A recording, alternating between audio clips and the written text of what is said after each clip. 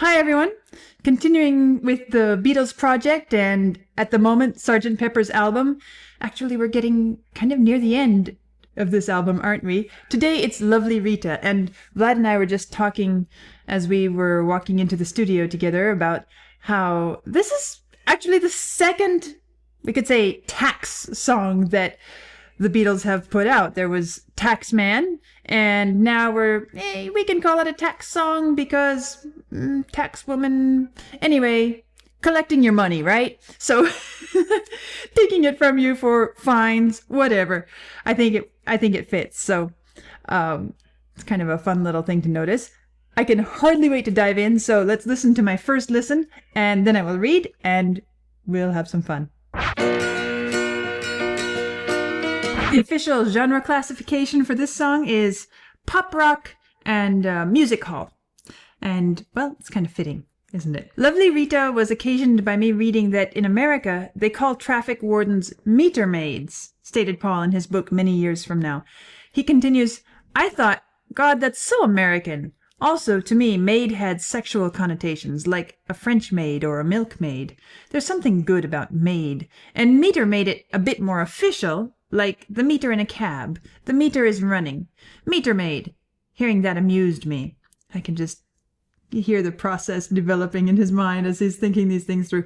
In England, you hear those American phrases and they enter our vocabulary. We let them in because we're amused. It's not because we love them or want to use them. It's just because it's funny.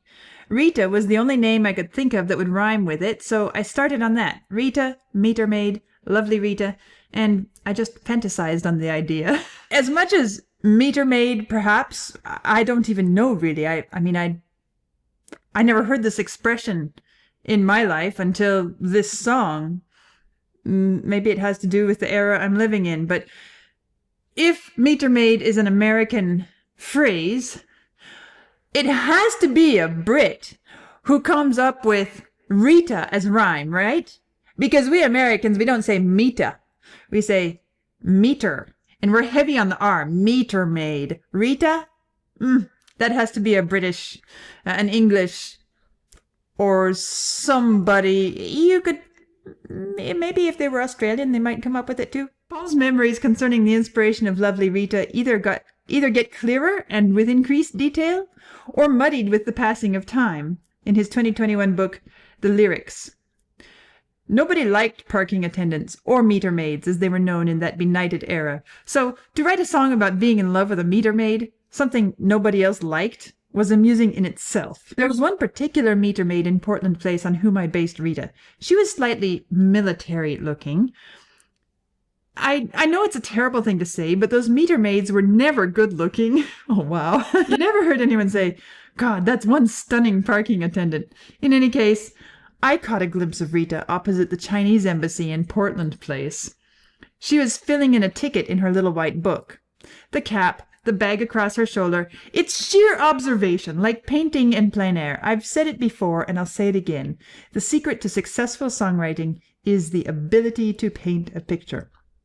I guess that's my first time hearing that come from Paul. However, I guess I've been saying all along that one of the wonderful things about the Beatles' compositions and musical creations is how they put such vivid images and not just pictures. Sometimes it's as if you're there, and that's one of the things I've been talking about this album, is we feel immersed in an experience that is as close to us being there as could possibly happen without us actually being there.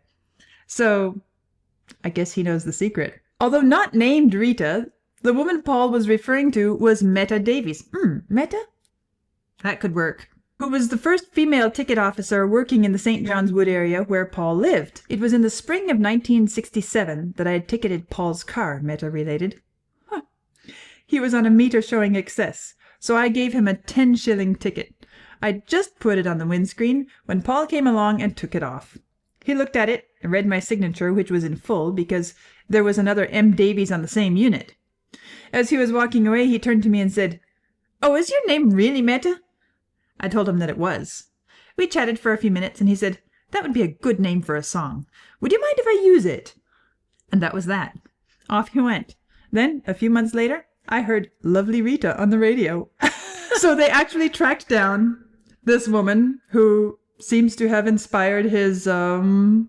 I guess that makes sense.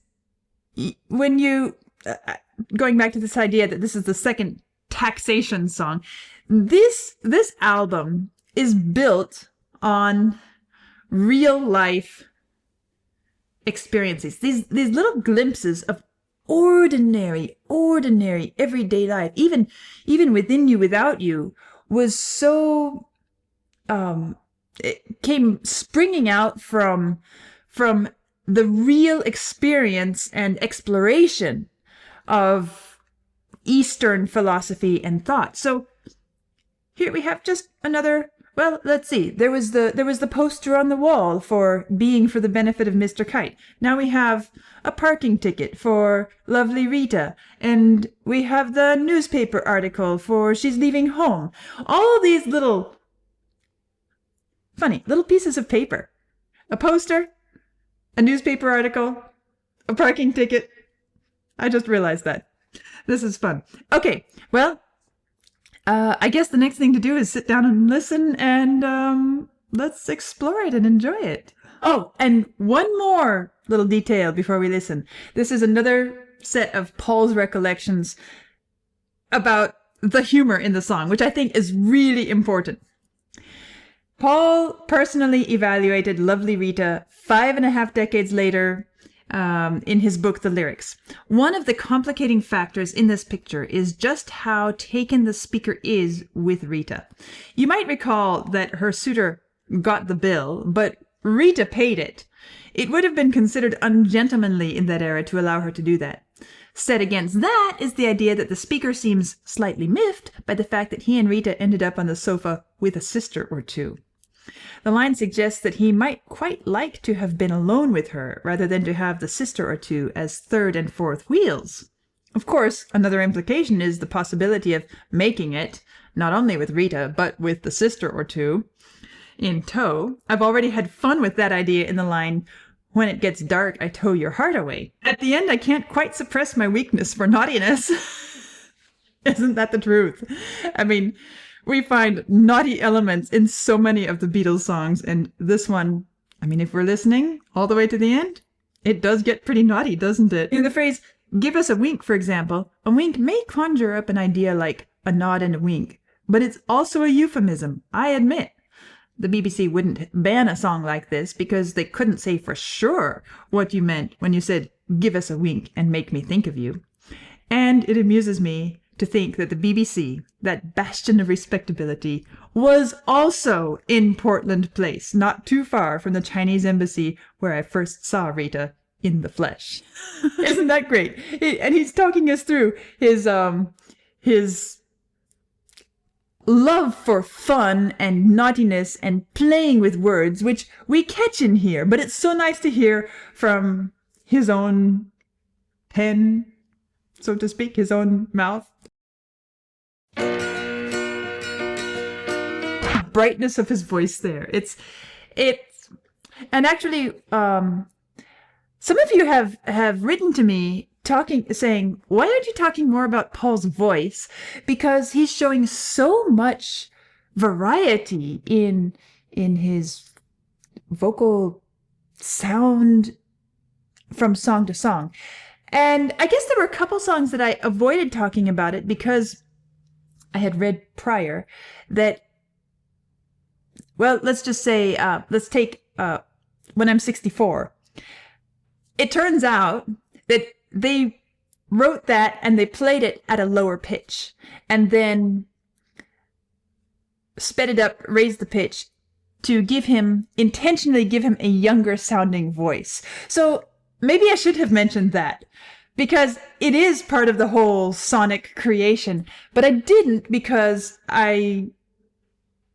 it's not actually Paul's changing his voice. Anyway, here is another color to Paul's voice, which I understand, and I did a little bit of background reading on the recording strategies and stuff. And they also applied some sounds. But isn't it interesting to notice? And you are right. It's worth noticing how one singer with this distinctive voice can be given so many different colors and sonic qualities with just a few little technological tweaks along the way. And he does such a good job at wearing each outfit, so to speak. And here's another one where what I read is that this song is single tracked, and then they did whatever they did to his voice, where usually he's double tracked, but this is single tracked. And it gives, to my ears, it gives brighter and kind of more, well, let's just keep listening and we'll develop the idea along the way together. But here it is. It's almost like we're hearing it sung out across a city in a way, which, since this is outside at the meter, perhaps it makes sense that we're hearing it across the cityscape. I mentioned the drums. The drums kind of heralding the entrance of the actual song after the intro. Ringo does a nice job of not just da-dum bum bum bum bum, but he does little variants of the rhythm there.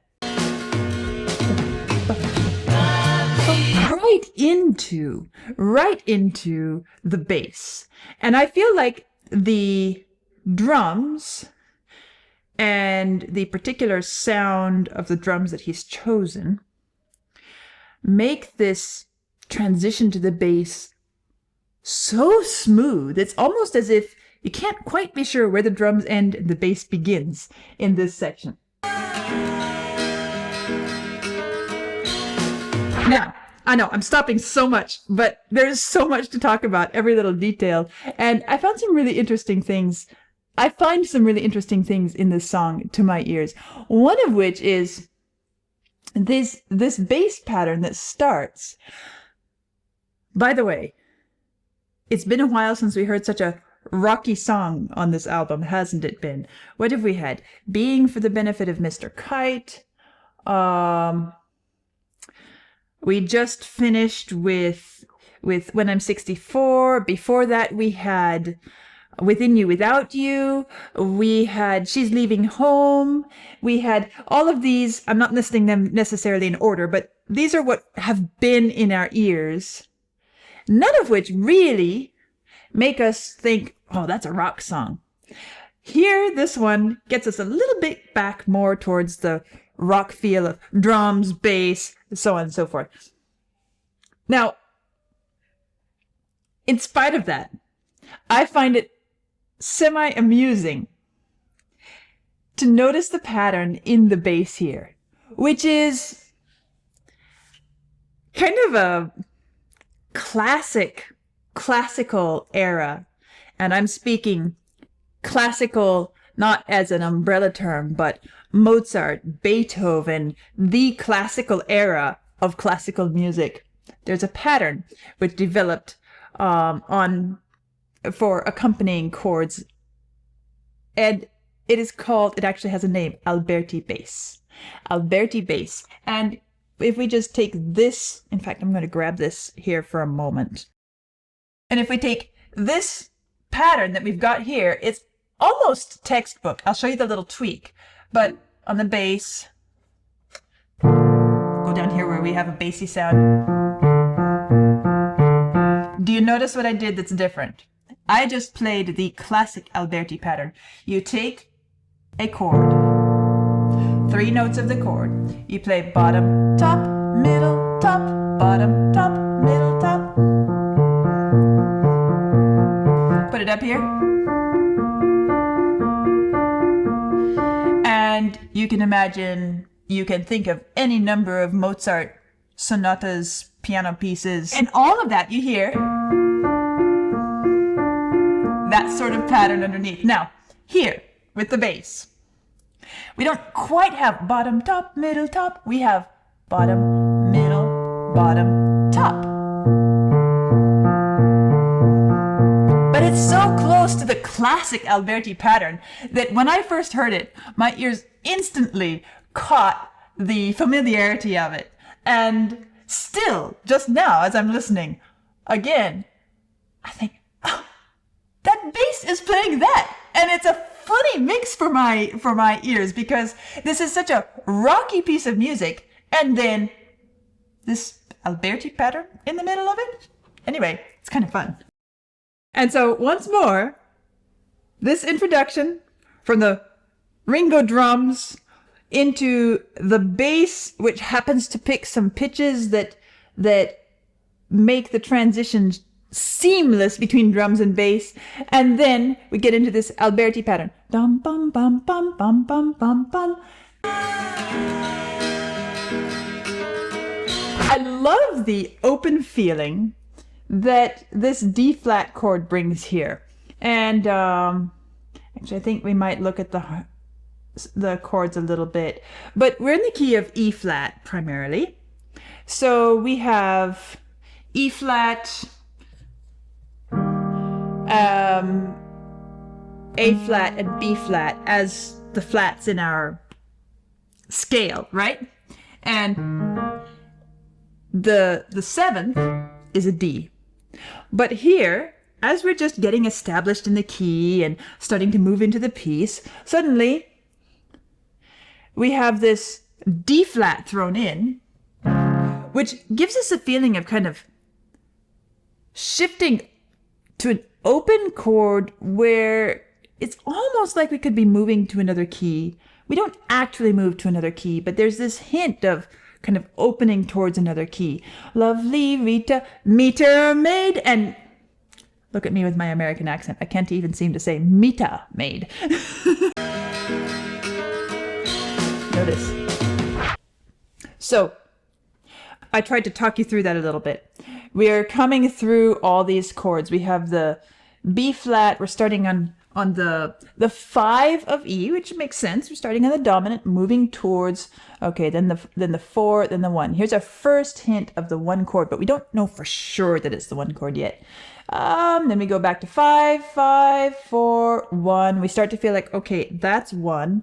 And especially when they give us the 5 again, and then 1, here we are, right on cue with the entrance of Paul's lovely Rita, meter maid. But instead of letting us really settle there, as they have walked us into this solid sense of we are in the key of E flat, this is our home, just as soon as we arrive there and we start to move forward in the lyrics, then this D flat comes in and just messes with our orientation a little bit. And the other thing that really kind of grabs me in that same moment is how suddenly our Alberti pattern in the bass goes away. And it makes such a big shift in the way we feel the music. And I guess that's one of the things that really makes me feel this D flat, is because it comes being emphasized by the bass. I probably wouldn't have noticed it so much if it weren't for the fact that the bass is basically screaming for our attention in this song. It is so prominent. It's almost like it's serving as a solo instrument as he's playing his bass line. And so we have this nice dum bum bum bum bum bum, which we start to feel, and along with the harmonies of the voices, the lovely Rita, that all sounds nice with the long sustained notes. All good, all good. And then when he comes in with his solo, lovely Rita, the whole it's a real solo transition to a solo from the chorus kind of backing voice intro sound. And that is the moment when the bass goes dong, dong, dong. And that third dong is the D flat. And that's what really screams out at me. Oh, wow. This is cool. I noticed a couple little funny sounds. Well, there's that crazy whoop, but there's something else here. Lovely Rita, meet a maid. Whoop. Almost like that is Rita whoop, pulling a parking ticket off of her tablet, getting ready. Nothing can come between us. Whoop. There's a parking ticket. Lovely Rita, meet a maid. It's like, what is that kazoo sound in there anyway? I mean, what is the point of it? Meaning, we're painting a picture. They are painting a picture for us, right? And it's, as with every song on this album, it's vivid and it's detailed. We have this little whoop, ticket being whoop, stick it on the window shield. What do they call it? The windscreen? And when it gets dark, I tow your heart away. What a great line. I mean, standing by a parking meter, when I caught a glimpse of Rita filling in a ticket in her little white book. In a cap, she looked much older, and the bag across her shoulder made her look like a military man. We're painting a picture of, it's a sort of portrait of this meter maid. What is this? What is that doing anything for the picture? And for me, I can't say that it really contributes to the picture of Rita. However, it does a whole lot for the picture as far as how we should take it. Should we take it seriously? Should we take it as a joke? Should we take it, as tongue-in-cheek? Should we take it as kind of poking fun? And the further we go through the song, I feel like the more important it becomes for us to understand really how should we take this, because otherwise we might completely misinterpret. But the music, fortunately, gives us unmistakable instructions on what this is all about. I mean, this kazoo sound, you can't take it seriously, which is a good thing. And the bag across her shoulder. Oh, I almost forgot. And this sort of maraca type, but it's not an actual maraca, isn't it? Isn't it some of them in the background going making a fake maraca sound, right? Meter, when I caught a glimpse of Rita. And I wheat. I expect to hear one more there. You look much older, and the bag. But instead, what do we have? We have Lovely Rita instead. It's one of those great moments of giving us just enough to make us expect, and we actually kind of hear it. I hear it in my mind, although it's not there. Instead, we have Lovely Rita. Okay. Wheat. Lovely Rita. I mean, okay, you get the idea. Let's keep this in perspective as we're going. And the bag across her shoulder made a... And so we go from this sort of elephant trumpet to Lovely Rita with these beautiful vocal harmonies in the background. Maid. Oh, wherever it is here, I have to make sure I'm following my music. And so we're thrown from one suggestive brushstroke to another, if I'm talking about painting a picture. One color, one texture, one part of the picture to another, which is so different and so contrasting. And all of this is coming together so that we get this feeling of, this is some young person kind of cracking a joke, having some fun. And as much as this is talking about, take her out to tea with me, you really sense that this is not a sincere love story. This is not a serious love song.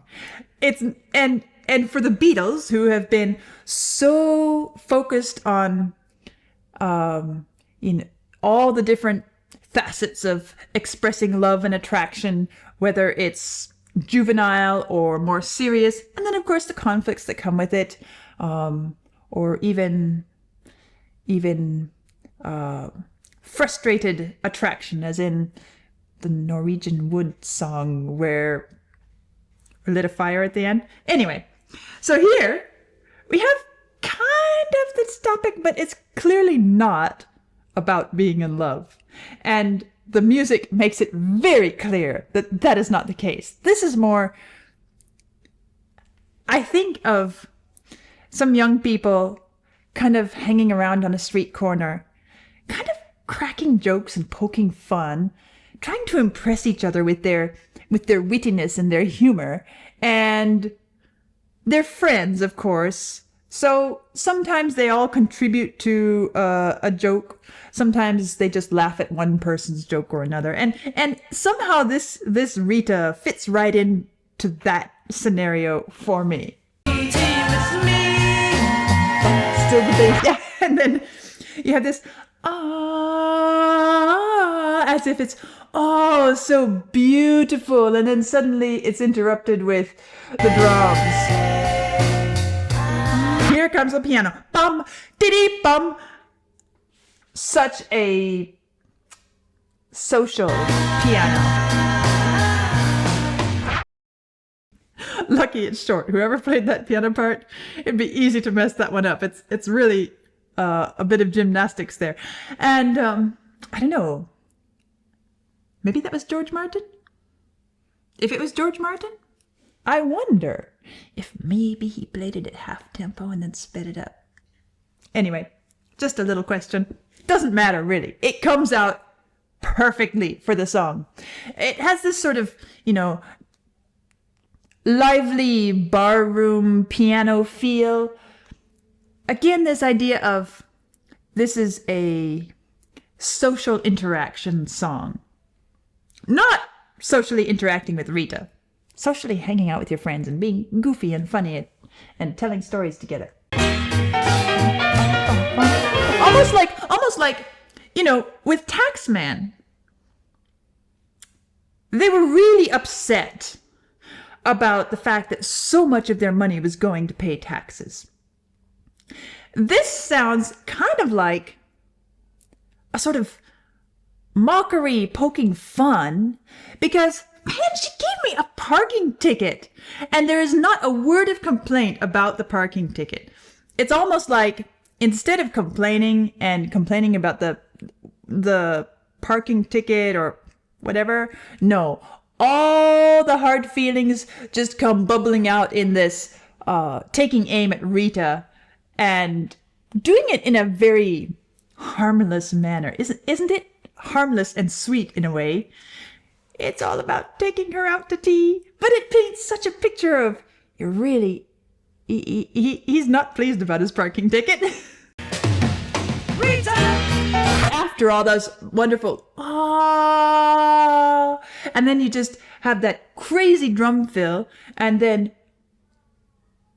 this Rita, and launching into this wild piano. We are not going to get terribly romantic here.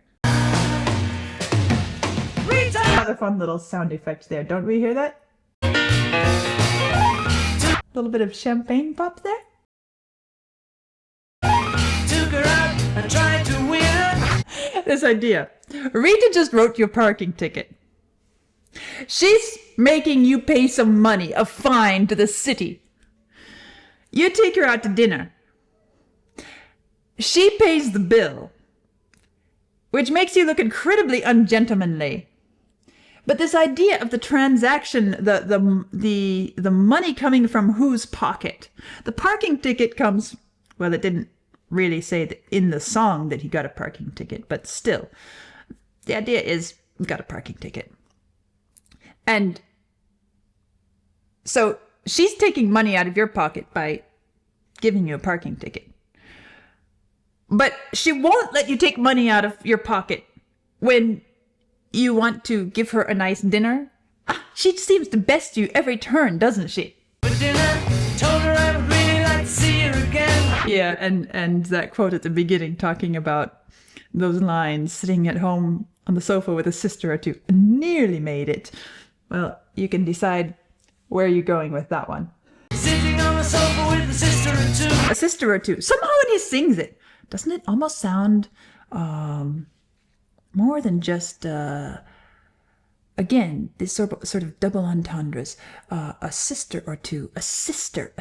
Like, you know, a nun. The sisters.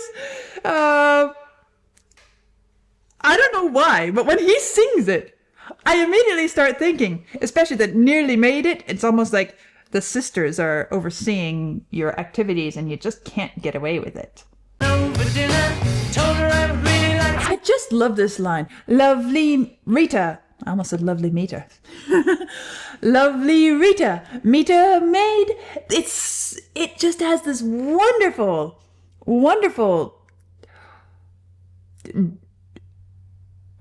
life to it.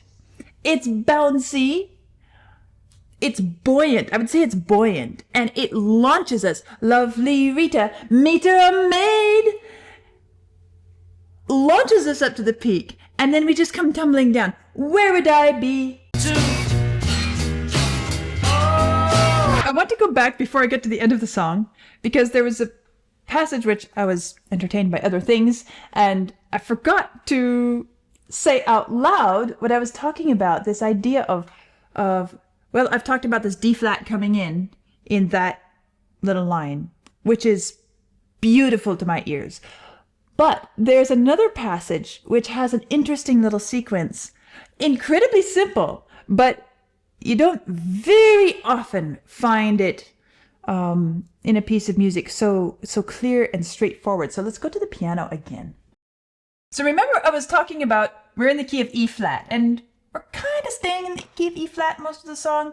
Those little hints of something else. But here, where it says standing by a parking meter, or took her out and tried to win her. Let's just take that last verse. Took her out and tried to win her, had a laugh, and over dinner told her I would really like to see her again. That line. Notice what's happening with the chords here. It's so simple. We have E flat. Then we have A flat. Then we have D flat.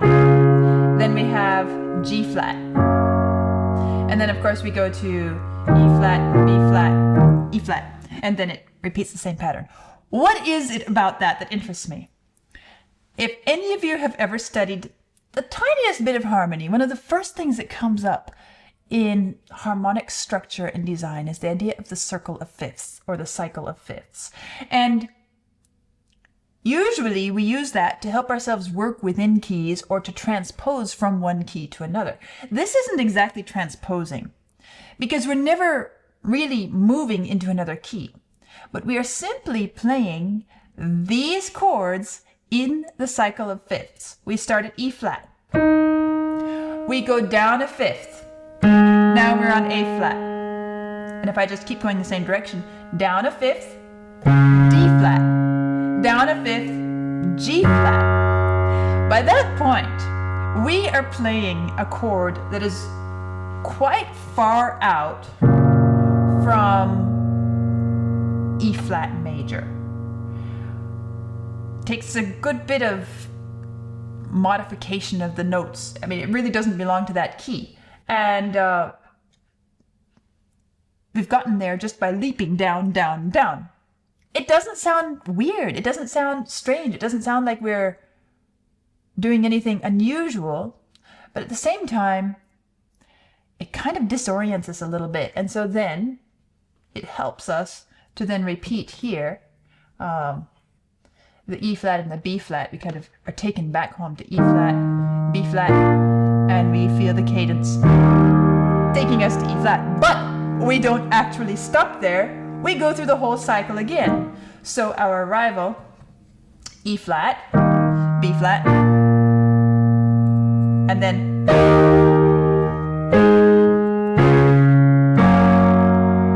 when we play it just like that, you can hear how it's really pulling us off track. E flat, A flat. I'm going to go differently. E flat, A flat, D flat, G flat. And then suddenly, oh, back home. We didn't actually transpose, but we went on a little side loop and somehow found ourselves back on track. And it's just another moment of the Beatles really creative and at the same time logical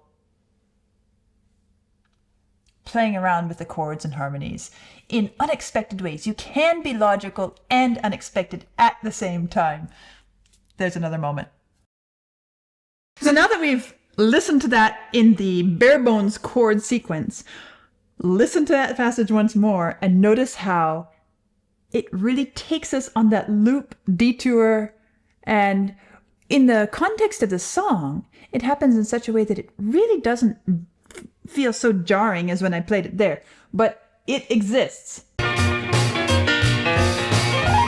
All of this has been tongue-in-cheek, poking fun. Even Paul McCartney himself admitted, as we read in the opening paragraphs, that there are some sexual connotations here. And then we come to this ending, which is, for the Beatles, a long outro. And you hear all this heavy breathing, a dup, very rhythmic. It really starts to feel like they are pushing it towards the idea of, again, something sexual. However, they keep it upbeat enough and goofy enough that you can't quite pin them down. You can't quite put the label on it and say, oops, you're getting too suggestive there. But it's just enough that it's hard to avoid. And that glissando finishes it off and says, yep, we were all just goofing around, joking, having fun. We had a blast. We aren't mad at the meter maid, really. We're just a little bit miffed that she gave Paul a ticket. So, sorry, meter maid. We had some good fun at your expense. And so, there we have it. Lovely Rita. What a lot of fun in this song. And this is a piece that I really feel like should be summed up with the word fun. Interesting that the word fun doesn't really come up a lot on this Beatles album. The line that it sends me back to is, fun is the one thing that money can't buy, with She's Leaving Home. It's been a while since we visited there. And we've been through all these other wonderful musical experiences on our way to arriving here with lovely Rita. And we are truly just goofing off and having fun here. And it's a blast. It is so good. It is so fun. And I come back to this idea that as much as perhaps some of the grown-ups felt like this sort of music was maybe not really conducive to creating polite adults in society, you know, getting their children to grow up with the way they want them to be, young people need to let off steam and they need to express themselves. And the fact that this music helps them do that at the same time in an incredibly harmless way. I mean, if you're listening to music, you could be doing a lot worse things, right? And it's such a good way of just enjoying yourself, having fun with friends, without friends, wherever you are, while you're studying, driving your car, or just lounging around and listening to music in the background, whatever you end up doing, to have music that is so relatable, so interesting and engaging and colorful, so developmental. It helps you explore your emotions and your responses and your views on life. And here we are with the Beatles. one song after the next, after the next, after the next, and the journey continues.